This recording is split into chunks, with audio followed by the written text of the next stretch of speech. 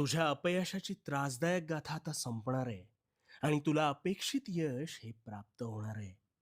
तुझ्या आयुष्याचं कायापालट करणारी ती गोष्ट तुला सांगतो, तेवढी तुला कळली की तुझ्या मनोकामना ह्या पूर्ण होतीलच बघ. फार वर्षांपूर्वीची गोष्ट आहे. एका शेतकऱ्याकडे 2 प्रकारच्या जमिनी होत्या. त्यात एका जमिनीत त्याने भात तर दुसऱ्या जमिनीत कापूस उगवण्याचं ठरवलं आणि तशी पेरणी सुद्धा केली.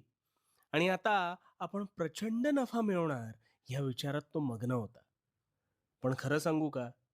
ना भाताची शेती धड झाली, ना कापसाची. शेतकऱ्याला कळलंच नाही. तो दुःखी झाला.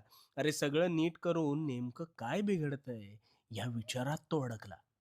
मग एक दिवस शेतातून चालत असताना कापूस शेतीच्या काठावर जिथे चुकून भाताचे काही दाणे पडले होते ना, तिथे त्याला